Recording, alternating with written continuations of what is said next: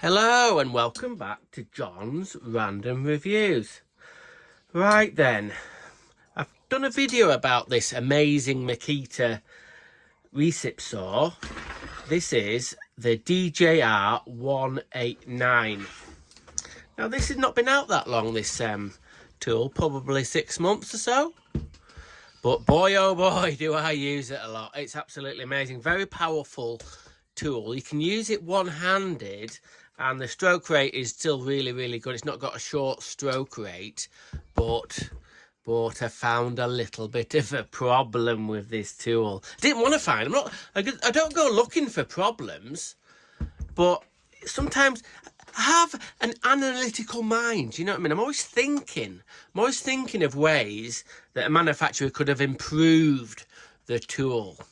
Now this one, after I've used it a little bit, it became quite obvious what the problem was.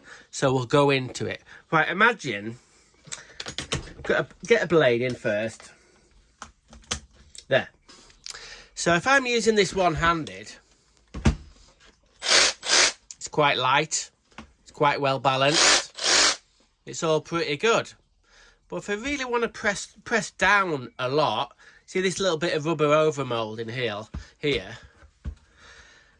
it's made so you can put your hand. You can put your hand there. Hang on, try the other end. You can put your hand there.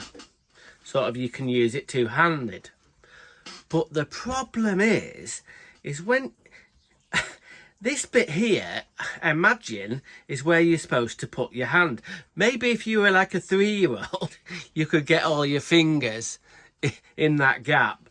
You either have to go like that, which you're actually holding on to this bit, and then you can be covering your hands over these little ports here, is where it drags air in to cool the motor. When I was using this the other day, it got quite warm, and actually holding it like that, it wasn't get mega hot, but if you cover these ports up, it make the tool can in theory overheat. So you can you either hold it like that, or it's weird, you kind of hold it sort of, you see what I mean? You can't get your fingers in. You can't get your fingers in. What I generally do is, you see this the little finger there, I rest that on there, and then that's how I run it if I want to press down hard.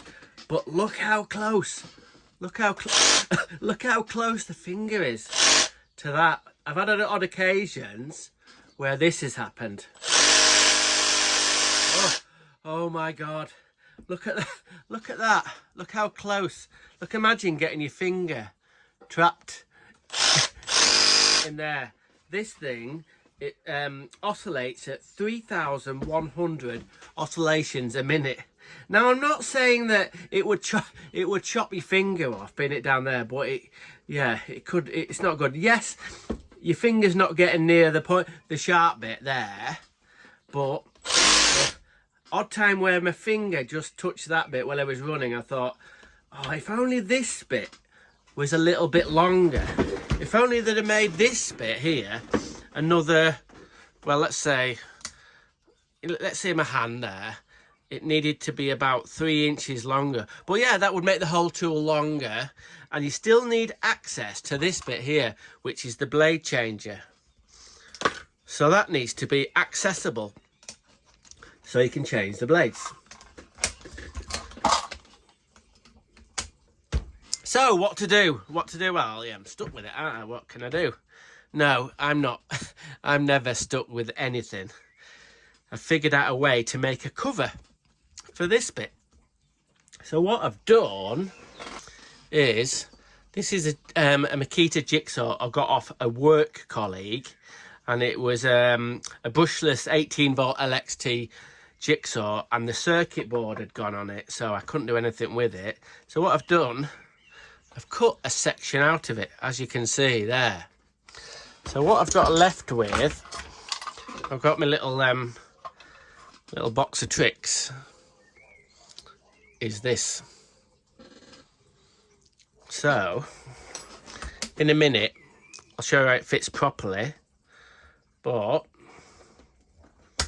that goes on there. Now I'll get it all screwed up. So what happens is there's a little bracket.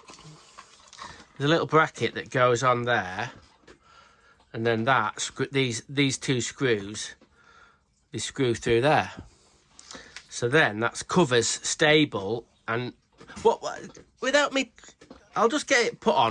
I'll just get it put on, muckers, so you can see it. So here we go. What do you reckon? Yes, it's a little bit Heath Robinson, but if it keeps my fingers from getting caught in the front of the mechanism, I think it's, well, yeah, it's teal. It's got some rubber overmoulding. So now my little covers on there, I don't need to worry about my fingers riding onto this bit. I can hold it like that. And the other good thing about this is when you hold it like this and you need to put a bit of weight on, your hands are too close together and you can't get a good pressure on it. But here, yeah, you can get loads of pressure. If you want to cut through a little bit of steel. So, I think what do you think about this? Now I know what you're going to say. You're going to say, John, hang on a minute, you can't get the blade off. Yes, that is a little bit of a problem. On the back of here, there is a little bit of a nub left. On the other side of this rubber bit here, it's got a bigger thing where you can get your finger on. But watch this, see? It comes out all right.